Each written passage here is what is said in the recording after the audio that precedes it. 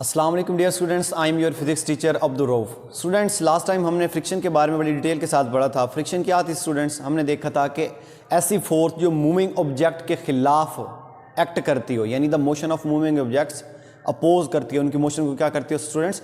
Oppose करती हो। तो उससे रिलेटेड उसका एक सब टॉपिक है जिसका नाम है स्टूडेंट्स रोलिंग फ्रिक्शन।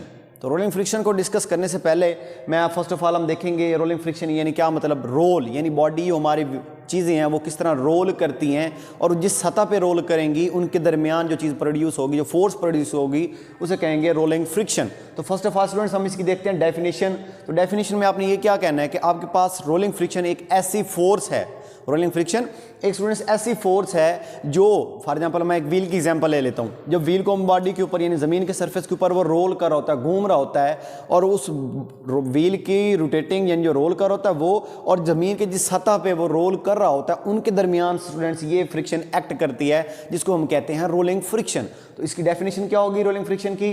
यानी ऐसी फोर्स जो बॉडी घूम रही हो और वो जिस सतह पे घूम रही होती है उनके दरमियान स्टूडेंट्स क्या करती है, ये एक्ट करती है। इसे कहते हैं रोलिंग फ्रिक्शन, या आप कह सकते हैं उनके दरमियान प्रोड्यूस होने वाली फ्रिक्शन को हम क्या कहते हैं स्टूडेंट्स? रोलिंग फ्रिक्शन कहते हैं। अब उसके बाद आपने देखना है इन्वेंशन ऑफ व्हील, यानी जब व्हील हमारी जो इंसानी ज़िंदगी में जो व्हील एक बहुत बड़ी इन्वेंशन थी, बहुत बड़ी इन्वेंट किया गया था। जब इसको इन्वेंट किया गया ना तो उसके बारे में ये बताया गया था व्हील के बारे में। जब व्हील को बेटा हम उसके ऊपर फोर्स लगाते हैं, फॉर एग्जांपल आप साइकिल की एग्जांपल ले लें, साइकिल के दो व्हील्स होते हैं, जैसे आप पैडल मारते हैं यानी आप फोर्स लगाते हैं तो वो क्या होता है व्हील की, इसकी ये खासियत थी, इसका ये यूज़ कह दें, इसका पर्पज़ कह दें, उसका ये था कि वो स्टूडेंट स्लाइड करने की बजाय वो रोल करता है। स्लाइड करने की बजाय वो रोल करता है। वो क्यों रोल करता है? अब देखें, जब वो स्लाइड करने के बाद रोल करेगा, अगर हम स्लाइड के बारे में कहेंगे, स्लाइड अगर करेगा, देखें आपके पास ये सरफेस है, अब ये कोई बॉडी उसके ऊपर पड़ी हुई है तो वो रोल कर रही है। क्या मतलब रोल कर रही है? इसका मतलब क्या होगा, उसका एक छोटा सा हिस्सा, ये देखें, ये जो पार्ट होता है ये वाला, ये जो छोटा सा पार्ट है जिसे पॉइंट ऑफ कॉन्टैक्ट कहते हैं, ये आपके पास फॉर एग्जांपल ये येलो कलर में है, ये आपके पास कोई सरफेस है जिसके ऊपर वो एक व्हील रोल कर रहा है स्टूडेंट्स। तो ये जो कॉन्टैक्ट है, स्मॉल पीस है उसका आ रहा है, वो स्टूडेंट जैसे जैसे सरफेस पे आएगा, इसका मतलब वो वहाँ पे फ्रिक्शन क्या होगी, बहुत कम प्रोड्यूस होगी, जिसकी वजह से हमारा व्हील क्या है, इजीली रोटेट या रोल करता जाएगा, घूमता रहेगा। अगर हम कहते हैं कि हम उसके ऊपर स्लाइड करवाएं, स्लाइड का क्या होगा स्टूडेंट्स? वो पूरे का पूरा हिस्सा उस सरफेस के ऊपर स्लाइड कर रहेगा, वहाँ पे जो पॉइंट ऑफ कॉन्टैक्ट होगा वो बहुत ज़्यादा बढ़ जाएगा, जिसकी वजह से हमारी फ्रिक्शन बहुत ज़्यादा मिलेगी। इसलिए हम क्या होगा तो इसकी ये यूज़ हो जाएगा, इसका इन्वेंशन ऑफ व्हील में आप कह सकेंगे कि आपके पास क्या है कि आपका व्हील जब उसके ऊपर फोर्स लगाई जाती है तो वो स्टूडेंट्स मूव करता है, घूमता है, ना कि वो स्लाइड करता है। तो दूसरी हेडिंग आपकी ओके होगी। तीसरी बात उसके बाद है मोशन ऑफ व्हील, यानी अब व्हील की मोशन कैसी होगी वो हम देखेंगे स्टूडेंट्स।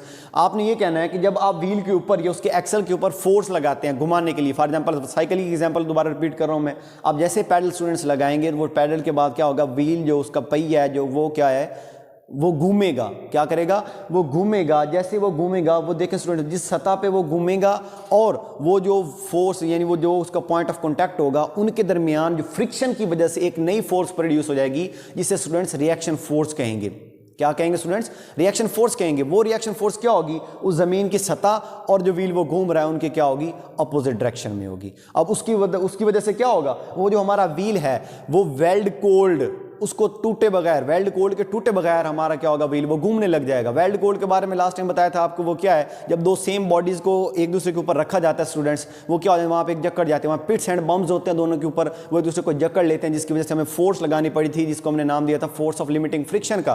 तो वो स्टूडेंट्स आएगी, वो कह रहा है उसके टूटे बगैर, यानी हमें वो काम भी नहीं करना पड़ेगा, तब भी हमारी बॉडी क्या होगी, वो व्हील क्या होगा, घूम जाएगा। तो ये स्टूडेंट्स उसकी एग्जाम्पल है, जब इसके ऊपर फोर्स लगाएंगे तो हमारा व्हील क्या आगे आगे घूमता जाएगा। तो ये थी स्टूडेंट्स व्हील की मोशन। अब उसके बाद नेक्स्ट देखते हैं आपके पास यूज ऑफ बॉल बेरिंग। आप लोगों ने स्टूडेंट्स बाइक वगैरह में देखा होगा, जब वो छोटा सा एक गोल फीता सा होता है पहिया टाइप, उसके अंदर छोटे छोटे बेरिंग्स होते हैं इस शक्ल में, वो क्या होंगे? अब ये इनका क्या इस्तेमाल होता है, वो क्यों लगाए जाते हैं स्टूडेंट्स? ये है कि अगर वो किसी सरफेस के ऊपर आएगा ना, हमारा व्हील को घूम रहा है, तो उसमें क्या होगा, वहाँ पे फ्रिक्शन जो प्रोड्यूस होगी, जो फ्रिक्शन की वजह से हमें नुकसान आते होंगे, वो इन बेरिंग की वजह से हम उनसे बच जाएंगे। तो इनका वही यूज़ होता है बेरिंग के अंदर, बॉल के अंदर बेरिंग का ये यूज़ होता है स्टूडेंट्स, जो फ्रिक्शन की वजह से हमें नुकसान आते होने हैं वो हम उनसे बच जाते हैं। तो ये आपका था यूज़ ऑफ बॉल बेरिंग। अब उसके बाद स्टूडेंट्स हमने देखना है the importance of friction between wheel and earth, यानी ज़मीन के ऊपर जो फ्रिक्शन की अहमियत है, पहिया और ज़मीन के ऊपर जो फ्रिक्शन की अहमियत है वो क्या होगी स्टूडेंट्स। उसमें आपने ये देखना है, अगर आपके पास कोई सरफेस है जिसके ऊपर व्हील आपका घूम रहा है, सही है। अगर वो सरफेस आपका फ्रिक्शन लेस है, मतलब स्मूथ सरफेस है, तो देखें आप वहाँ पे फिसल जाएंगे, यानी आप वो हमारी बॉडी सही तरह रोटेट या हमारा वो पहिया सही तरह घूम नहीं सकेगा, जिसकी वजह से हमारे पास क्या होगा, हमें किसी भी बॉडी को घुमाने के लिए वहाँ पे फ्रिक्शन का होना बहुत ज़रूरी है। तो स्टूडेंट्स हमें क्या होगा, इसलिए फ्रिक्शन क्यों अहम है हमारे लिए, ज़मीन के सरफेस और पहिए के दरमियान इसलिए अहम है। अगर आपके पास सरफेस स्टूडेंट्स स्मूथ होगा तो आपका पहिया सही तरह नहीं घूमेगा, हम क्या हो जाएंगे, फिसल जाएंगे। इसलिए आप कह सकते हैं कि आपके पास फ्रिक्शन बहुत ज़रूरी है जब आपका व्हील घूम रहा हो किसी सरफेस के ऊपर। उसके बाद स्टूडेंट्स देखें, हमने कहना the importance of threading on tyre. ये स्टूडेंट्स आपके पास टायर, उसके ऊपर आपने देखो कोई न्यू टायर ले, उसके ऊपर थ्रेडिंग होती है, मतलब पिट्स एंड बम्स होते हैं। उसका ये होता है फ़ायदा, अगर आपके पास सरफेस स्मूथ भी है तब भी आपको फिसलने के यानी स्लिपिंग के कोई चांसेस नहीं होते। क्यों? आपके पास जो वो थ्रेडिंग्स हुई होती है उस टायर के ऊपर स्टूडेंट्स, वो क्या होती है, वो जकड़ लेती है, यानी क्या होती है, वहाँ पे वो फ्रिक्शन प्रोड्यूस कर जाती है, जकड़ लेती है ज़मीन के सरफेस को, चाहे वो स्मूथ हो या फिर रफ हो। आपके वहाँ पे कोई फिसलने वगैरह की स्लिपिंग के कोई चांसेस नहीं होते, इसलिए स्टूडेंट्स टायर्स के ऊपर थ्रेडिंग होती है। आप दूसरी एग्जाम्पल दे लें, आप कोई ऐसा टायर लें जिसके ऊपर थ्रेडिंग्स वगैरह ना हो, कोई पिट्स एंड बम्स ना हो, फुल स्मूथ सरफेस हो,